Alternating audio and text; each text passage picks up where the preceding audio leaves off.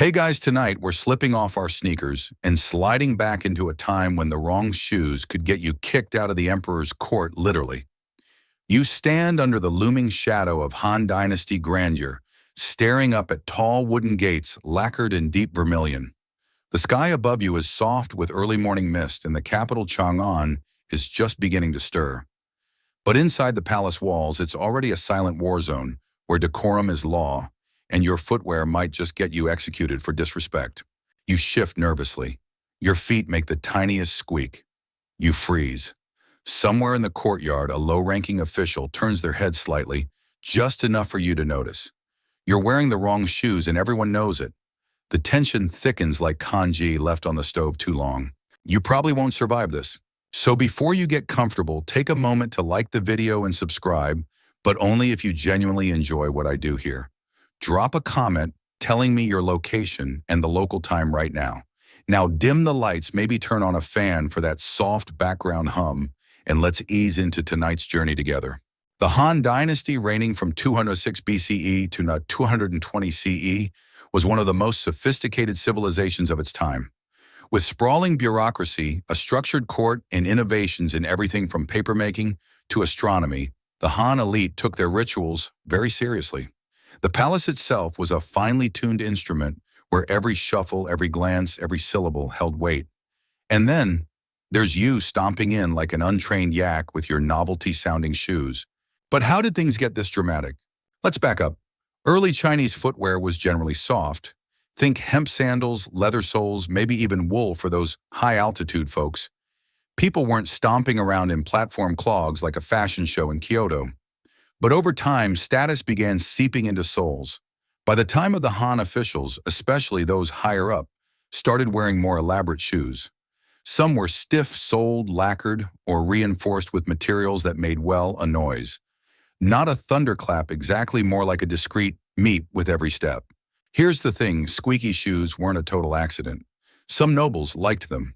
In a world where your rank was expressed through every detail, how long your sleeves were, how deep you bowed, how many paces you stood from the emperor, it only made sense that someone would find a way to announce their presence with each footfall. Behold, the shoes said, an important person is approaching. You may now gaze respectfully at their ankles. One fringe scholar even suggested that certain squeaky shoes were designed on purpose as passive-aggressive power plays. Imagine trying to deliver a quiet report to the emperor while someone is pacing nearby sounding like a distressed duck. Historians still argue whether these shoes had symbolic meanings or were simply the result of expensive but poorly made imports from far regions of the empire. And let's talk about those imports. The Han were big on trade. The Silk Road was buzzing sometimes, literally if you consider the baskets of live insects that occasionally came with spices and dyes. Exotic goods flowed in, and with them came new types of shoes, often inspired by Central Asian styles. Some of these shoes were sturdier, built for horses and travel. When high-ranking folks started wearing them at court, their clack, clack, clack echoed through marble corridors like a flock of geese refusing to be ignored.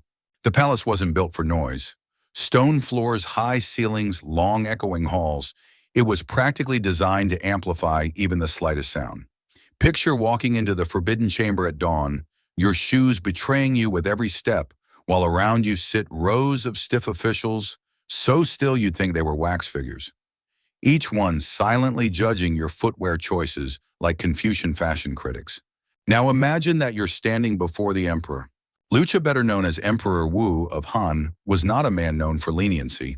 He reigned for over 50 years and was into expanding the empire, enforcing strict order, and allegedly dabbling in a bit of Taoist magic. The guy probably wouldn't flinch at human sacrifices, but might visibly twitch if your shoe squeaked during a tribute ceremony. To him, noise was disorder. Court rituals were not just politics, they were spiritual. The Han believed in the mandate of heaven, a divine right to rule tied closely to harmony and propriety. And nothing breaks celestial harmony quite like the rubbery squawk of a misplaced step during morning ceremony. Who dares defile the sacred silence of court with this foot fart? Okay, maybe not those exact words, but you get the idea. Even Confucian scholars started weighing in. Sound etiquette became a serious philosophical matter. One treatise notes that the wise man moves with the dignity of still water, which again is not how you're moving with those noisy things strapped to your feet. There's even a quirky bit in an old court document where someone was censured, not exiled, not jailed, just scolded in writing for breaking the tranquility of procession with unseemly sound. That's government HR speak for your shoes are embarrassing us in front of the emperor. Stop it. And yet people kept wearing them. Because humans will always find ways to flaunt status even if it involves auditory sabotage. One theory, maybe squeaky shoes became fashionable for a while. Think of it like the second-century version of those flashy sneakers with LED lights. Only hear the lights squeak, and your boss is a semi-divine despot with a flair for celestial omens. The situation became tense enough that multiple palace reforms started cropping up. Officials drew up etiquette manuals for everything bowing, kneeling speaking, and yes, walking. Footfall was now regulated. If your step rhythm was off, or your pace too hurried, you'd be corrected by a stern-eyed attendant with the posture of a brick wall. Your shoes, they had to pass muster too. So here you are, standing in a queue of court officials. Your robes are perfect. Your hair is pinned just right. Your hands folded, your gaze lowered, and your shoes still letting out a mournful weep with every third step. You pray to the ancestors that the emperor is in a good mood today, or at least a little deaf. Spoiler, he's not. You try to shift your weight just right, heel toe, hoping the pressure won't trigger the sound. But there it is again. Squeak! It's like your feet are snitching on you in slow motion, and you can practically feel the temperature in the corridor drop. A eunuch clears his throat somewhere up ahead. Not loudly, just enough for you to hear. Just enough to make your ears burn. It wasn't always like this, though. The history of Chinese footwear starts simple. Hemp rope sandals were common among peasants, sturdy, breathable, and extremely silent unless you were running through bamboo. Nobles and court officials wore soft-soled shoes, often made of silk or fine cloth, dyed in elegant hues that whispered luxury. There was no need for noise when your robe spoke for you. But then came felt leather and wooden soles, sometimes layered with lacquer, for that extra bit of drama. Somewhere along the timeline, the aesthetic turned from quiet grace to audible authority. You weren't just arriving, you were making an entrance. And let's not forget the rise of indoor espionage. You probably didn't expect this story about squeaky shoes to turn into a tale of palace intrigue, but surprise spies walked among the Hanfu-clad elite. You weren't supposed to hear them coming, which is precisely why at a certain point, you could wish, and that was the problem. Some whisper that the squeaky shoes weren't just a fashion misfire. They were part of an early attempt at counter-espionage. Think about it. In an environment where silent movement was prized, those who moved soundlessly could do the most damage. Secret messages, illicit affairs, even attempted poisonings. It said many of these began with a whisper and ended with a near-invisible step across a polished floor. So if someone was squeaking, maybe they weren't the spy. There's an anecdote, quirky, possibly apocryphal, about an empress dowager who once insisted all her personal guards wear the same kind of shoe reinforced with small bamboo inserts that squeaked faintly. Why? So she could always hear where they were. Better to know the tiger is pacing than to wait for the pounce, she reportedly said. Or muttered, or didn't say at all. Historians still argue whether this practice ever became widespread or was just an isolated paranoia-fueled quirk. But the principle stuck in a place where betrayal often came on tiptoe, sound became a twisted form of trust. Meanwhile, you've made it into the inner court. You stop at your designated place in the long line of officials. Everyone stands like statues. You pretend to admire the symmetry of the columns. The floor beneath you is dark jade polished to a mirror sheen. Every breath echoes like you're standing inside a giant ceramic bowl. A young scribe approaches, brush in hand, record scroll tucked under his arm. His footsteps make no sound. None. You wonder what kind of shoes he is wearing. You hate them. Just behind him comes a mid-level official you vaguely recognize. Maybe from the Ministry of Rights, he's got a strut going, clearly enjoying his moment, until you hear it chirp, chirp, chirp, like a tiny bird nested in each shoe. Your spine goes rigid, so does everyone else's. The sound isn't just annoying, it's suspicious. In a palace that functions on decorum and rank, who dares bring that kind of noise? Every squeak seems to say, "Look at me," which of course is exactly the opposite of what the emperor wants, unless you're holding a tribute of white jade or revealing the secrets of immortality. This is where it gets juicy. Some ministers reportedly started accusing their rivals of intentionally wearing squeaky shoes to disrupt ceremonies and attract attention. No, seriously. This was actual political strategy. You couldn't denounce someone for gossiping, but you could accuse them of footwear misconduct. And there were consequences. The most famous case involved a man named Zhen Shu, an advisor to a regional governor.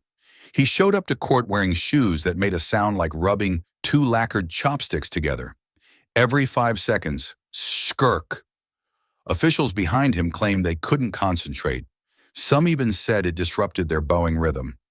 After 3 warnings and no improvement, Zhen Shu was dismissed for failure to harmonize with ritual proceedings. That's Han code for your shoes ruined everything. Get out.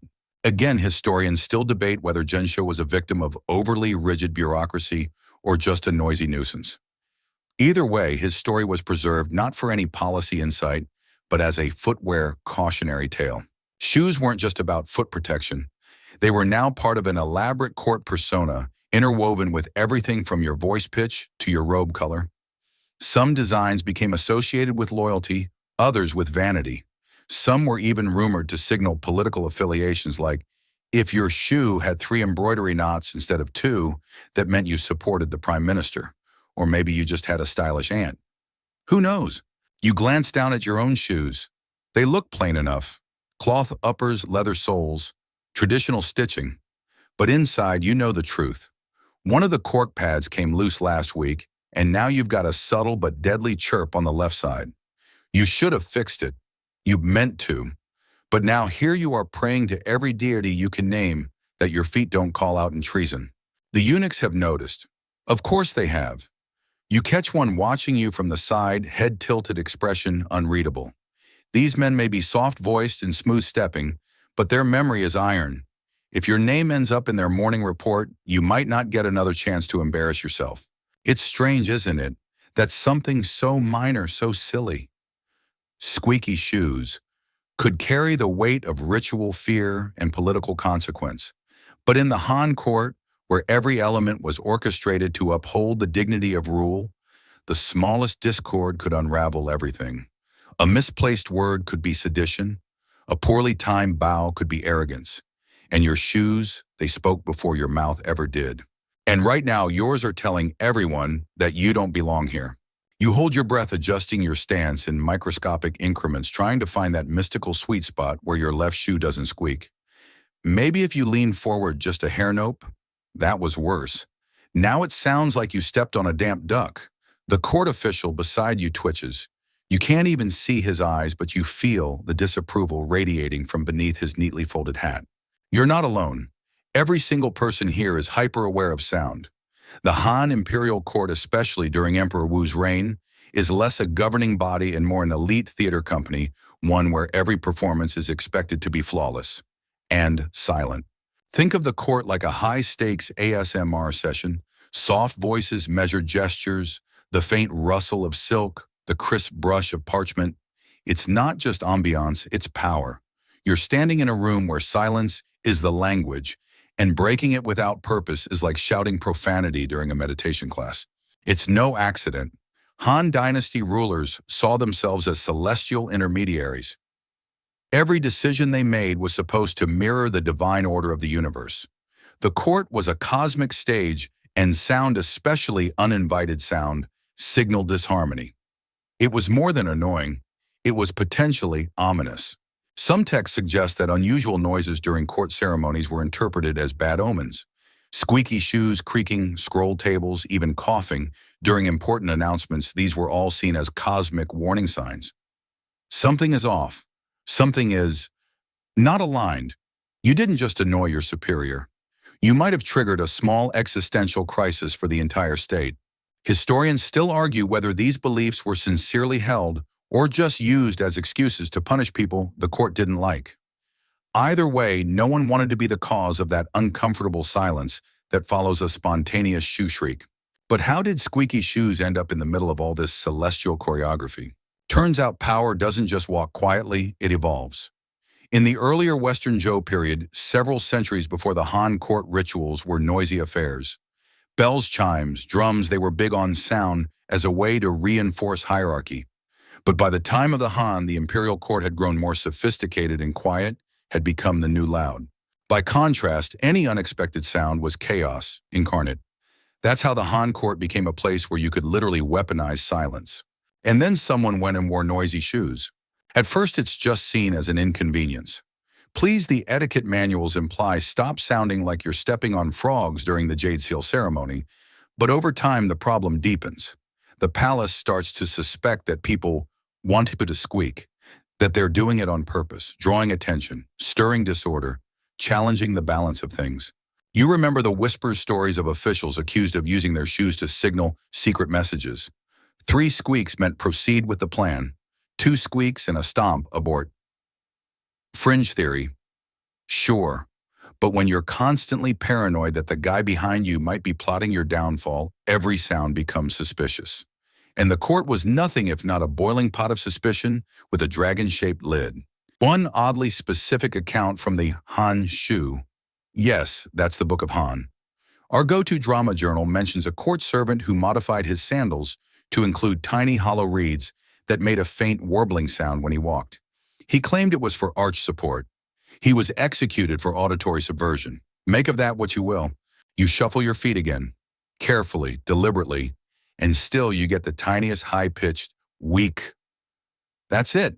You decide not to move again until this ceremony ends, even if your legs go numb and your spine fuses into a question mark. To distract yourself, you observe the other officials. Most are standing as still as carved stone, their eyes fixed on nothing in particular. But there's a subtle dance happening. Small shifts, a clearing of the throat, a slight brush of sleeve over scroll. Everyone is communicating in silences and non-gestures. Then your eye catches one of the inner ministers walking down the corridor. His steps are perfect, smooth, inaudible. He glides like a ghost on polished jade. You hate him too. It's possible he's wearing shoes made from deer hide. A favorite of certain upper-tier ministers. The material is famously quiet when treated correctly, soft enough to absorb step impacts, supple enough to hold shape. But deer hide is expensive and rare and has to be sourced from specific regions during specific seasons. Naturally, it becomes the footwear of choice for those who care very much about being noticed for not making noise. Meanwhile, you remember trying to negotiate your own shoes from the city's third-best cobbler. You could have gone with the rice straw insole model, but no, you picked the stitched leather pair with double-padded heels because they looked important. Big mistake. Your feet are now a pair of guilty clarinets. The court attendants begin arranging scrolls and stepping aside. The emperor is approaching, or rather, he's about to be revealed. Because Han emperors don't just walk in, they're unveiled like celestial paintings come to life. A soft bell chimes. Everyone drops to one knee, heads bow. Except you. Your foot catches awkwardly. Your knee bends just a hair too slow. Squeak. It echoes. Even in the bowed silence, you hear it bounce off the marble. It's a lonely little sound. It almost sounds scared. You envy it. The official in front of you clenches his fists. The eunuch scribes murmur something into their sleeves. The emperor doesn't say anything. He doesn't need to. His silence has more gravity than your entire salary. And in that moment, it becomes abundantly clear you have broken the harmony. Not with a betrayal, not with a lie, with your shoes. Later, maybe someone will tell the story differently. Maybe they'll say the wind blew oddly, that the floors were slick, that you were caught off guard, but they'll all remember the sound. That one tiny squeak during the moment of divine presence. Congratulations, you are now part of history. You don't dare look up. Not because you're afraid of the emperor's face, honestly, you've only seen it from a respectful distance once. And even then, it was more of a glowing silhouette surrounded by embroidered dragons. No, you keep your eyes fixed on the floor because you're trying to remember how to breathe. That one little squeak, barely a fraction of a second now, lives rent-free in your soul. The room remains utterly still. Too still. You can hear someone's robes shifting 3 bodies over. Then nothing. The silence is so heavy you almost feel gravity get jealous. A eunuch steps forward to unroll a ceremonial scroll. The sound it makes, soft parchment sliding against itself, is like a full orchestra compared to your accidental solo. You want to crawl under the floor tiles. And this, you realize, is what the Han court had been trying to avoid all along: the jarring interruption of unplanned sound in a world obsessed with order. Back in the early Han period, silence was the rhythm that kept everyone in sync. The court operated like a music box, delicate, winding, intricate. Each step-bow phrase, even the angle of your wrist when saluting, had its place in a larger choreography. Noise outside that script, it wasn't just annoying, it was threatening. In fact, there was once an entire treatise written on palace acoustics, possibly by a Confucian scholar named Chi Tan, where he described the harmony of governance as being like the rhythm of a perfect ritual. His more obscure writings, which may or may not be real, historians still argue whether Chi Tan was a single person or just a name slapped on etiquette manuals, mention the importance of oral balance in court spaces. Chi Tan, or whoever claimed that disharmony in sound reflected disharmony in state affairs. He even went as far as recommending special materials for the palace floors: aged pine-polished slate and lacquered stone, each chosen for their resonance, or rather their lack of it. Which means your squeaky leathercloth combo, a sonic middle finger to Confucian ideals. There was even an attempt at one point to standardize his shoe production for court officials. Some believe it started under Emperor Jing, who apparently had a very sensitive ear, and once cut an audience short because a minister's heels made a clicking noise when he turned. A proposal was drafted that outlined acceptable shoe construction, soft inner soles, muted colors, and a quiet step guarantee. Okay, maybe it didn't say that exactly, but you get the idea. It wasn't just about avoiding embarrassment, it was about the illusion of serenity. Han rulers were obsessed with projecting cosmic legitimacy. Everything around them needed to reflect the universe in perfect order. Squeaky shoes. That was like putting a whoopee cushion in the middle of a solar eclipse. Which brings you to a particularly odd footnote in this saga: the Great Slipper Conspiracy of 113 BCE. You've probably never heard of it, most people haven't, but there's a fringe theory that a group of mid-level courtiers tried to undermine a rival by sneaking small slivers of dry bamboo into his shoes. The inserts made them squeak just enough to get him noticed and reprimanded during a key tribute presentation. No one was executed, but someone did end up reassigned to a horsehair inspection post along the northern frontier. The emperor called it auditory sabotage. It didn't help that the victim reportedly wept while being exiled, causing his shoes to squelch. That detail lives on in a comedic mural somewhere near Luoyang, though scholars still argue whether that's satire or ancient bullying preserved in brushstrokes. And yet in the present moment, none of that helps you. The emperor finally speaks. His voice is soft, low measured. You don't understand every word. His dialect is ancient and laced with ceremonial phrases, but you pick up enough. He's praising the harvest, thanking the ancestors, requesting stability from the stars. The kind of phrases that make you feel smaller than a sesame seed and twice as irrelevant. But you listen. You listen like your life depends on it, because it might. The ceremony continues, and for a moment the attention drifts from you. The ministers recite invocations, the eunuchs distribute offerings. The silence returns, but this time it wraps around the room like a thick blanket, muffling your anxiety. Maybe it's over. Maybe your tiny sonic crime has been forgotten. Then the imperial gaze turns your way. You don't see it, you feel it, like standing in front of the sun with your eyes shut. You bow again perfectly this time. The movement is fluid, slow, dignified, no squeak. Your shoe, thank every ancient spirit imaginable, stays quiet. It learned its lesson. The emperor gestures. One of his attendants steps forward. A parchment is unrolled. Names are read. Yours isn't first, but it is on the list. You've been summoned for review, a formal audience. Great. This wasn't part of your plan today. You were supposed to stand there invisible, contribute nothing disruptive, and leave with your dignity intact. Instead, your footwear launched you into an entirely new orbit of scrutiny. As you're led toward the dais, you consider faking an injury. Maybe your ankle gave out. Maybe the humidity warped your shoes. Maybe you were cursed by a disgruntled cobbler who mistook you for someone else. Any excuse to explain the earlier sound. You say nothing, of course, because in the Han court, the wrong excuse is just as fatal as no excuse at all. As you walk, you pass under an archway decorated with dragons. Their mouths open in silent roars, tongues curled like question marks. One of them seems to be staring right at your feet. Judgmental reptile. But you walk well, Quietly, carefully, no squeaks. By the time you reach the emperor's dais, you've convinced yourself the earlier noise wasn't that loud. Maybe it didn't echo that far. Maybe it got lost under the scroll rustle. Maybe you're not the main character in this mess after all. Still, as you bow once more, you can't help but imagine the official scribes noting it down. Third bell of harmony, official from the Ministry of Works summoned. Footwear produced noise inconsistent with ritual tone. Investigation pending. Your legacy might just be that guy with the wrong shoes.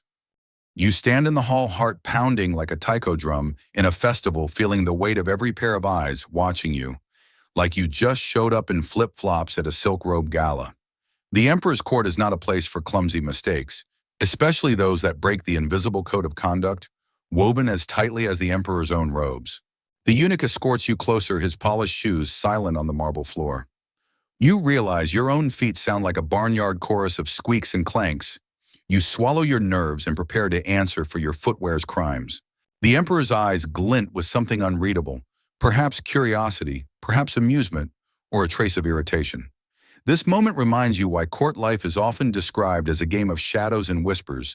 Every move counts and missteps can echo louder than 1,000 cheers or curses. You recall the official decree issued just a year prior, the Han Dynasty's ban on squeaky shoes in court. It wasn't just a fashion rule or etiquette tip. It was a decree born out of the belief that noise disrupted the harmony between heaven and earth, a belief so serious it shaped court protocol to an almost obsessive degree. Historians still argue whether this was an earnest superstition or a political tool to enforce discipline, but regardless, the ban was strictly enforced. Shoemakers who crafted offending footwear could lose their licenses. Officials caught wearing noisy shoes risked demotion or worse. You try to imagine the origin of this law. Perhaps it started after an incident during a major court ritual. Maybe an emperor was distracted by a squeaky shoe at a critical moment, seen as a bad omen, a threat to the celestial mandate that kept the empire stable. Some fringe scholars even suggest a conspiracy behind the ban, a secret society within the court that used sound, specifically the absence or presence of it, as a method of control, turning noise into a subtle weapon in the game of power. That afternoon, as you're interrogated about your footwear, you learn more about the lengths the court went to maintain this acoustic illusion. Court attendants even used thin layers of lotus fiber underfloor padding to absorb unwanted sounds, and silk slippers were favored for their near silence. One intriguing anecdote involves a favorite minister of Emperor Wu, known for his exceptional ability to move silently, earning the nickname the Ghost Walker. Some say he practiced walking barefoot on pebbles to perfect his stealth, embodying the ideal of quiet dignity the emperor revered. You can't help but chuckle at that image. Imagine a high-ranking official tiptoeing around like a ninja, but in heavy silk robes and a dignified hat. But quiet as the court might have tried to be, human nature proved persistent. Officials whispered, conspirators plotted, and sometimes the occasional squeak slipped through the cracks. Sometimes accidentally, sometimes deliberately. You start to see the ban as less about the sound and more about control of attention, control of perception, control of who gets to be seen and heard in the grand theater of imperial politics. And here you are, unwittingly cast as the loudest player of all. You shuffle awkwardly in front of the emperor, your mind racing faster than the footsteps that brought you here. The court is alive with hushed murmurs and the faintest scrape of silk on marble, a stark contrast to the loud squeaking that betrayed you moments ago. The silence is deliberate, a woven web designed to amplify even the tiniest disruption, and your squeaky shoes have become a thunderclap. You remember reading about Emperor Wu's personal disdain for unnecessary noise in court. This wasn't mere etiquette, it was a statement of cosmic order. The emperor believed that every sound should reflect the harmony of the heavens, and any discordant noise was a sign of chaos creeping into the realm. That's why he banned squeaky shoes, because they literally made a mockery of his carefully constructed silence. Historians still argue whether Emperor Wu's ban was rooted in superstition or political strategy. Some think it was a way to keep officials on edge, making sure they were constantly aware that even the smallest misstep, literal or figurative, could bring them trouble. Others see it as part of the broader Confucian ideal of order and decorum. As you stand there, you notice the emperor's gaze linger on your feet, almost amused. Maybe he sees you as an innocent victim of fate, or perhaps as a cautionary example. The officials around you are stone-faced, but you can feel the tension in the room like a low hum beneath the surface. The emperor speaks softly, his voice barely above a whisper, but carrying the weight of an empire. He asks if you understand the importance of silence and the symbolism of quiet steps in maintaining the harmony of the court. You nod, too stunned to do anything else. Then comes the question no one wants to hear. Why did your shoes squeak? You recall the cobbler's shop in the marketplace, the cheap leather, the unseasoned soles. You had no idea that such a minor choice could lead to this moment. You stammer an apology explaining that it was unintentional, a mistaken judgment. The emperor nods thoughtfully, then gestures to one of the attendants who brings forth a pair of soft deer-hide slippers. Wear these, the emperor says, and remember in court every step must be as silent as the stars. You slip into the slippers, their softness a balm to your embarrassed feet. The squeak is gone. The court feels different now, less like a trap, more like a stage set for a delicate dance where silence is the music. You realize that the ban on squeaky shoes was never just about footwear. It was about the power of sound and silence, about control and symbolism, about the invisible rules that govern not just a court, but an entire empire. As you leave the hall, you catch whispers of other officials' similar mishaps, some subtle, some disastrous. The ban on squeaky shoes becomes a metaphor for the fragile balance of power in the Han Dynasty, a reminder that even the smallest sound can echo across history. You wander the palace corridors, your steps now cushioned by the soft deer-hide slippers, but your mind still buzzing with the awkward echo of your earlier squeak. The hallways themselves seem almost alive, walls embroidered with intricate murals, ceilings painted with clouds and dragons that seem to chase each other endlessly. Every sound here is measured, muted, like the whole place is holding its breath. And frankly, you're not sure if it's the slipper's softness or your own nerves that make your steps feel so light. You remember something odd you once read about Han Dynasty footwear. Apparently, some officials preferred shoes lined with silk, infused with fragrant herbs like sandalwood or jasmine. The idea was that if you had to be noticed, you'd at least smell pleasant while being silent. A quirky tidbit, but it speaks volumes about the court's obsession with sensory control, not just sound, but scent too.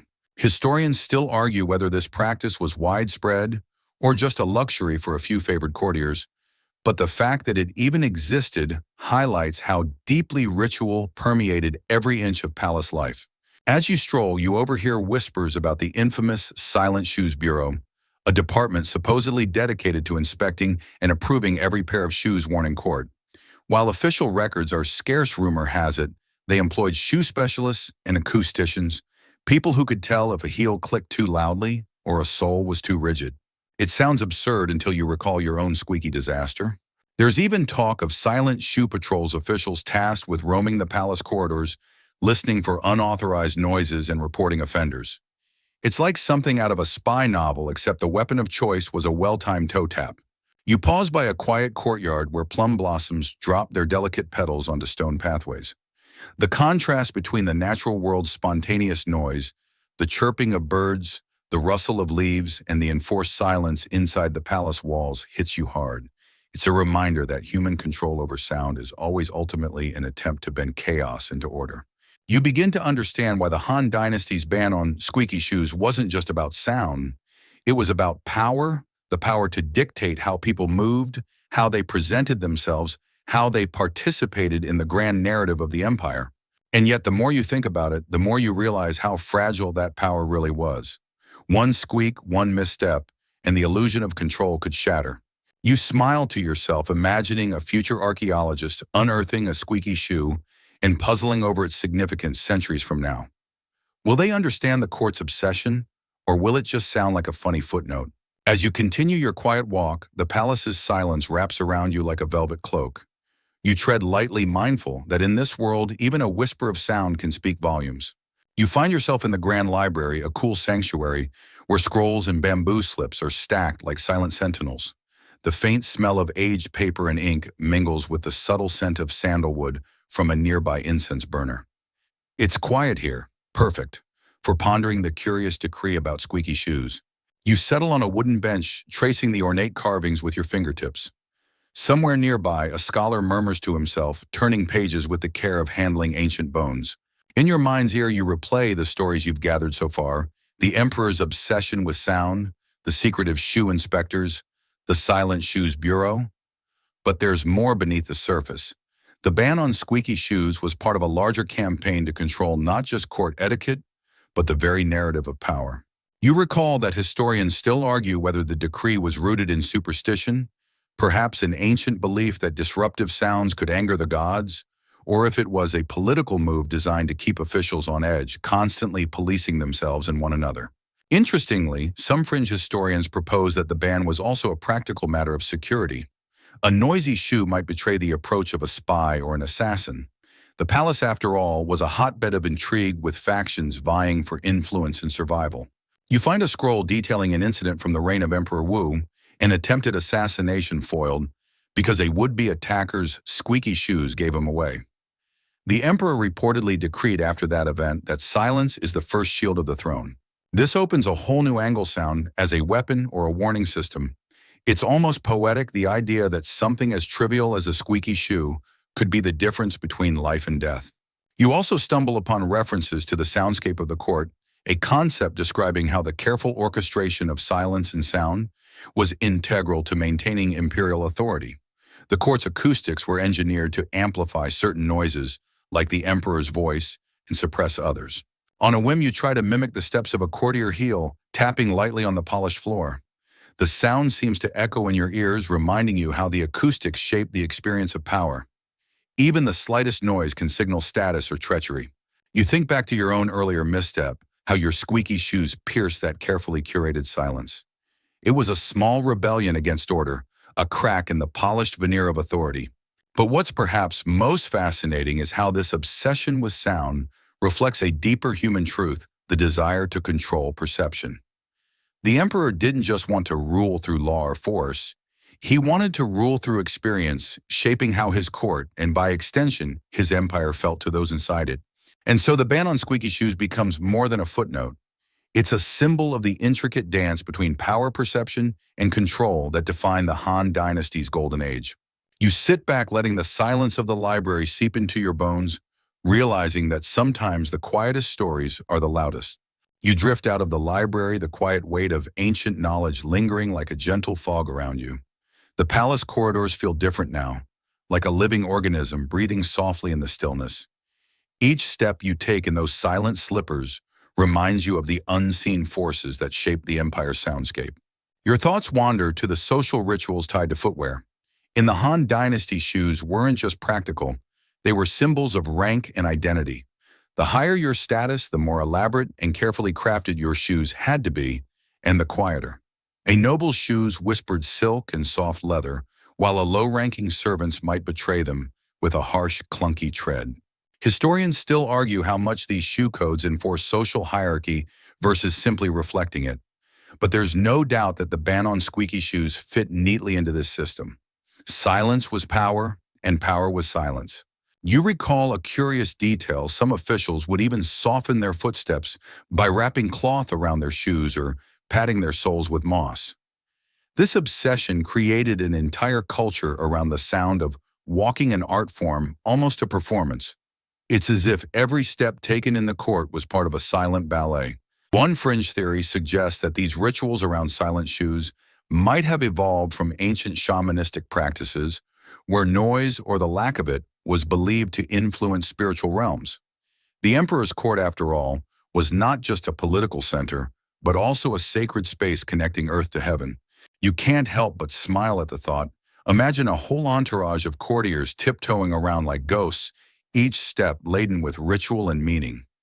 The palace wouldn't be a place of power and politics. It would be a stage for a quiet symphony of footsteps. And yet, despite the seriousness, there was humor in it too. There's a surviving anecdote about an overly nervous official whose shoes squeaked so loudly he was nicknamed the singing shoes for life, an embarrassment that followed him like a persistent echo. You wonder about the human side of all this: the pressure, the anxiety, the lengths people went to just to avoid a squeak. It wasn't just about shoes, it was about survival, reputation, and sometimes sheer self-preservation. As you pass a group of young servants practicing silent walking, their whispered laughter betrays their efforts to master this delicate skill. It's a reminder that beneath the weight of empire and history, people are people awkward, striving, sometimes stumbling. In the end, the ban on squeaky shoes isn't just a strange decree. It's a window into the lives and fears of those who lived under the Han Dynasty's watchful gaze, trying their best to navigate a world where even a shoe's squeak could change their fate. You step out into the inner palace garden just as twilight begins to paint the sky in soft ribbons of gold and lavender. The stillness here feels different, more natural, more forgiving. Cicadas hum gently in the background, and the koi in the pond ripple the surface like silk sleeves brushing a drumhead. For once, sound isn't an offense, but a conversation with the world. Yet even here, your thoughts circle back to shoes. The gardens were one of the few places where courtiers could momentarily loosen the rigid grip of court protocol. And yet, even in these semi-private spaces, the Han Dynasty's obsession with silent movement clung like a second skin. You imagine ministers strolling between plum trees, careful not to let a footfall betray them. The etiquette manuals of the time, yes, those existed, warned against vulgar footsteps, a euphemism for any sound too loud, too fast, or too obvious. Historians still argue whether these guides were meant to instill discipline or simply reflect existing norms. Either way, they reveal a society that took walking very, very seriously. There was a right way to move, a right speed, even a right tempo. Like music, court life followed an invisible score, and anyone out of sync risked discord and dismissal. One particularly fascinating detail: there were entire rehearsals for ceremonial walking, practice sessions, time drills, court functionaries trained to enter a room in perfect unison, their feet brushing the ground as lightly as wind across parchment. It sounds absurd until you consider the spectacle of the imperial court, a space where image and perception were everything. You pass under a pergola of trailing wisteria, its blossoms heavy with fragrance, and think about the man credited with elevating these walking rituals to an art form, Dongfang Shuo, a famed court jester and scholar during Emperor Wu's reign. Dong was both a favorite and a nuisance, brilliant with words but mischievous with formality. One fringe story claims he once mocked the silent walking rules by strapping tiny bells to his shoes during a banquet. The court froze horrified, but Emperor Wu allegedly laughed, amused by the audacity. Dong avoided punishment, but the incident supposedly inspired stricter enforcement afterward. No more jokes. Silence was sacred. You imagine being in that room, the quiet tension, the shock, the emperor's single chuckle breaking the mood like a teacup hitting stone. It's a perfect snapshot of the paradoxes in Han court life, rigid yet theatrical, humorless, yet full of behind-the-scenes jests.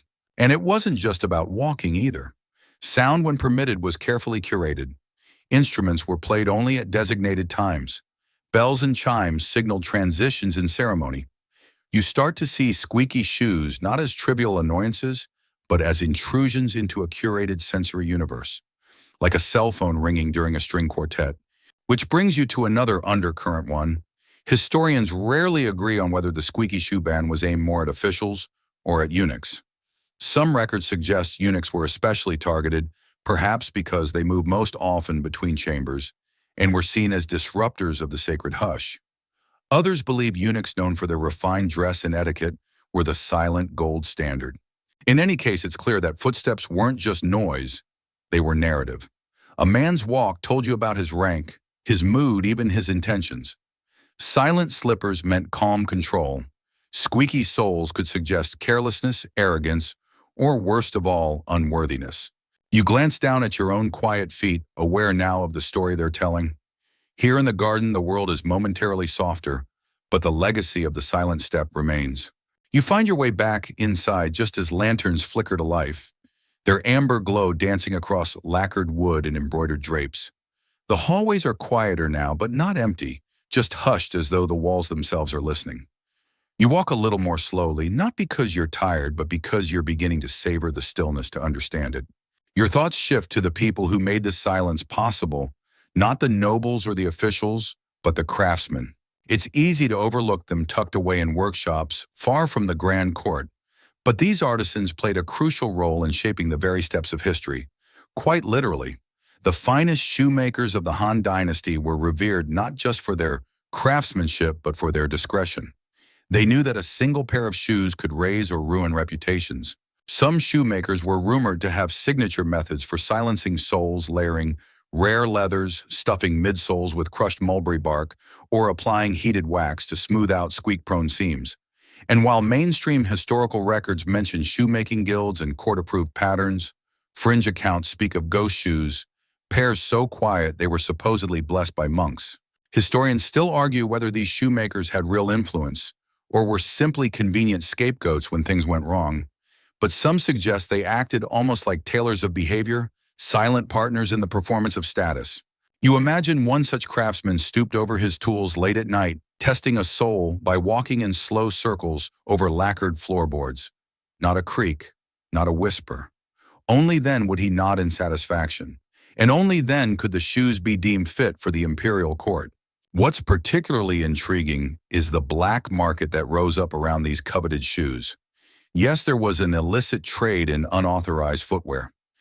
You can't help but chuckle at the idea of shadowy figures trading hush-heeled slippers in moonlit alleyways, muttering about two-squeak defects and temple-grade stitching. Some even faked the palace-approved stamp, a tiny gold thread character sewn into the lining of official court shoes. Getting caught wearing counterfeit footwear was no laughing matter, though penalties ranged from demotion to, in extreme cases, flogging. You picture a high-ranking minister losing his post not because of corruption, but because his left shoe wheezed during a seasonal banquet. You pause near a tall folding screen painted with cranes and pine trees. A servant slips past behind it, so quiet you wouldn't have noticed if not for the faint scent of oiled silk. That's the thing you realize. In this world, silence wasn't just the absence of noise. It was an achievement, something earned, practiced, perfected. And it wasn't limited to shoes. The entire court system was built on layers of silence. Speech was regulated, expressions were controlled. Even gestures followed strict protocols. One wrong look, one poorly timed breath, and your career could nosedive faster than a drop scroll. So the silent shoe wasn't an oddity, it was part of a broader culture of controlled visibility, a way of disappearing in plain sight, of asserting presence through absence, which, if you think about it, is kind of brilliant in a maddening bureaucratic sort of way. You lean against a column for a moment, feeling the coolness of the stone seep through your robe. From somewhere deep in the palace, you hear a faint tap, someone practicing court protocol maybe, or just trying out a new pair of slippers. You smile. In a world that feared the squeak, every quiet step was an act of grace, or defiance, or both. The palace is beginning to doze now, not quite asleep, but easing into that delicate twilight hum, where the day's formality gives way to whispers and glances. You meander down a side corridor lined with portraits, stylized figures in flowing robes, their expressions caught somewhere between dignity and discomfort, as though even the ink feared missteps. Tonight your mind fixates on enforcement, not the rule but how it was maintained. After all, a ban on squeaky shoes sounds simple enough until you realize someone had to actually listen for violations. Enter the patrollers of silence. You spot a set of records surprisingly intact that detail the duties of palace conduct monitors. These officials weren't soldiers or guards, they were listeners. Their ears were their weapons.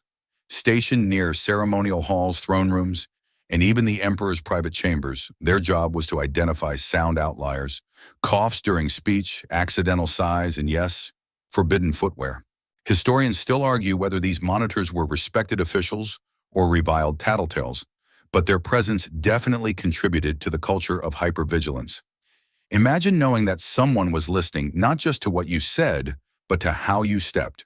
One particularly vivid account from the reign of Emperor Chung tells of a senior advisor who lost his rank because his sandal hissed like a frightened goose during an imperial poetry recital.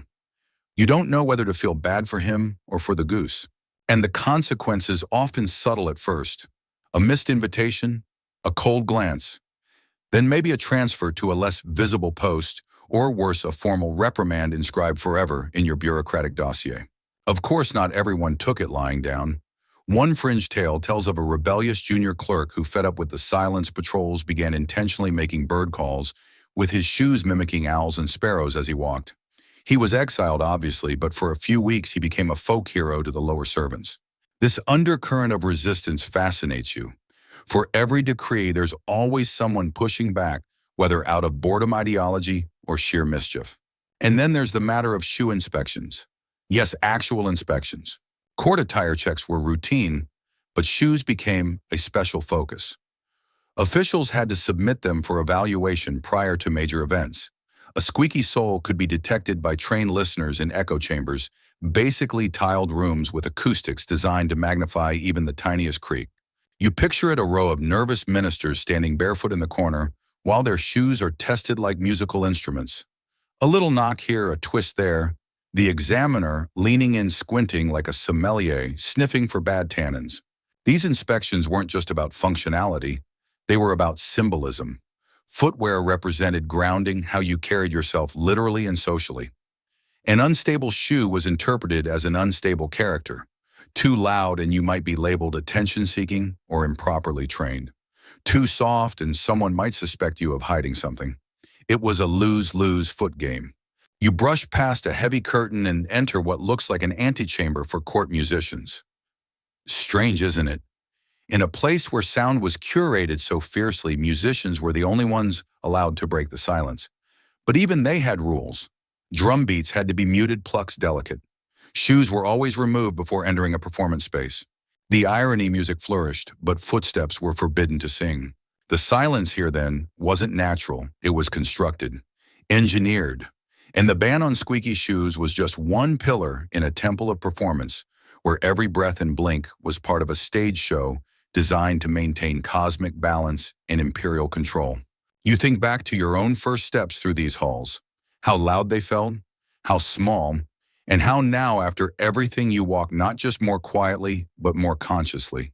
The moon has edged higher now, casting slender beams across the tiled roofs and silk banners. Somewhere deep in the imperial residence, a chime signals the changing of the night watch. You pause by a set of winding stairs that lead up to the archival tower, a place where only the most diligent scribes and the most scandal-averse historians ever dared to spend their nights. Tonight you're climbing them. Step by step, the wooden staircase creaks faintly beneath you, not loud, but just enough to remind you that you are still part of this world, still a body, not a ghost. It's oddly comforting. Up here in the archives, the air smells of aged parchment, soot, and secrets. Scrolls and bamboo slips sit in perfect silence, holding decades of judgment, praise instructions, and sometimes gossip dressed up as policy. You find a curious record, a stack of memoranda marked with cinnabar ink. The subject, behavioral anomalies attributed to auditory disruptions in court decorum. In other words, what happened when someone's shoes squeaked. One particularly juicy report outlines the downfall of a promising vice minister whose heel whistled during a memorial tribute. The squeak came just as he bowed. The room froze. He tried to cough to cover it, made it worse. The emperor didn't react, at least not openly, but 3 weeks later the man was reassigned to a border post so remote that camels refused to go there. Historians still argue whether this reassignment was punishment for the squeak or simply a political reshuffle. Either way, the court took notes, and the message was clear: silence wasn't just etiquette, it was insurance. But the most fascinating part, how this silence transformed over time. You see, later Han rulers, notably during the Eastern, Han began to soften the squeaky shoe doctrine. Whether due to shifting philosophy, budget constraints, or just pure exhaustion, some emperors relaxed the rule. There's a curious record of Emperor Zhang granting leniency to a foreign envoy whose clunky boots disrupted an entire ceremony. Rather than punishing him, the emperor laughed and supposedly said, "Let all know even heaven has thunder." A poetic loophole, perhaps. Or maybe he just didn't care for another scandal over footwear. This leads you to a quirky fringe account never officially verified of a prank pulled during the New Year audience. It's said that a low-ranking attendant attached tiny bells inside the shoes of several elite ministers. As they walked, their footsteps sang, "Beautiful, yes. Appropriate, not even slightly." The court was aghast. The emperor apparently loved it. He had the bells confiscated, but rewarded the ministers for their poise under auditory attack. It makes you think maybe the purpose of these rules wasn't really about maintaining order, but about testing grace under pressure. A squeak was a crack in the mask, a moment of unguarded humanity in a world obsessed with appearances. As you move past the rows of record boxes, you spot an older entry, one that attempts to codify silence in the context of heavenly law. It describes sound as a function of moral harmony. The quieter the court, the more aligned with cosmic rhythm. But then in a tiny footnote, a nameless scribe had scrawled, "Yet what of truth that walks loudly?" That question lingers. The ban on squeaky shoes wasn't just about noise, it was about control, predictability. It filtered out the accidental, the unplanned, the real. In a court where every move was choreographed, silence kept the dance from falling apart. You lean against a bamboo scroll rack, eyes heavy, but thoughts awake. You followed this story from decree to defiance, from artist into emperor, from footsteps to philosophies. And still the quiet endures. Because sometimes silence isn't absence, it's presence refined. You descend the archive tower slowly, your fingertips grazing the rail, your steps consciously light. Not because you're afraid of squeaking, but because you now understand why they feared it so much. At the base of the stairwell, you find yourself in one of the inner gardens, moonlight washing over lotus ponds and miniature bridges, like silk poured from a bowl. A pair of palace cats dart past you, silent, unbothered, the true masters of noiseless movement. And this is where it all comes together. The ban on squeaky shoes wasn't just about squeaky shoes. It was about everything that squeaks. The unexpected, the unfiltered, the human. You walk the gravel path now with the measured grace of someone who's seen behind the curtain. Every rustle of your robe, every press of your soul feels deliberate, like you're not walking through the past but through its memory of itself. You pass a statue of a former empress, known more for her reforms than her footwear, and remember a tidbit you read back in the archives. She reportedly designed her own noiseless slippers by layering rice paper between hemp insoles. It worked, but they disintegrated in rain. Still a poetic failure. Some scholars believe that these strictures, the quiet, walking, the mute gestures, the facial restraint formed a language of their own. A semiotic system, they call it, where silence was not a void but a statement. 1,000 unspoken things compressed into a single quiet step. Historians still argue whether this silent language helped preserve unity or simply made the court more paranoid. The answer probably lies somewhere in between. But maybe that was the point, that everything had to look perfect so that the empire felt perfect. That if your footsteps didn't scream, neither would the cracks in your policies. That if the floors stayed quiet, perhaps the people would too. You reach the old ceremonial hall one last time now, dark and vast and echoing only with the sound of your breath. You walk its length, slowly imagining the years, centuries of feet that tread this same path, whispering in silk, worried about every scuff, every scrape, every tiny betrayal of composure. And in this final stretch of silence, you realize they weren't just afraid of squeaky shoes. They were afraid of being noticed when they didn't want to be. Afraid of the attention a squeak demands, the heads that turn, the eyes that narrow, the questions that follow. And in a court of mask, scrutiny could be fatal. So they walked quietly. They ruled quietly. They plotted, punished, and praised, all quietly. Because in the Han Dynasty, the loudest thing you could be wasn't a rebel or a liar or even a traitor. It was Squeaky. And Squeaky didn't last long. And now your feet stop moving. You settle into stillness as the garden fades behind you, as if folding itself back into its own soft history. The hush feels heavier now, but not oppressive, just whole, as though silence, once strange, has become a kind of friend. You take a deep breath longer than the last. The air is cooler, softer on your skin, wrapped in the night's gentle rhythm. The Han court, with all its rituals and whisperings, begins to feel far away now. The sandals, the hush, the patrolling ears. They dissolve like a mist lifting from stone, leaving behind only the idea of them, gentle and distant. Maybe you're still walking those palace corridors in your dreams robes, brushing the floor, always one step ahead of the next echo. Or maybe tonight you get to rest finally quietly, knowing you've seen something few people get to see, not just how the world was ruled, but how that rule sounded, or didn't. Or let your mind wander now, just a little. Let the stories blur at the edges like ink in water. Let the last soft footfall fall away. You've walked a long way through silence. Now it's time to sleep in it.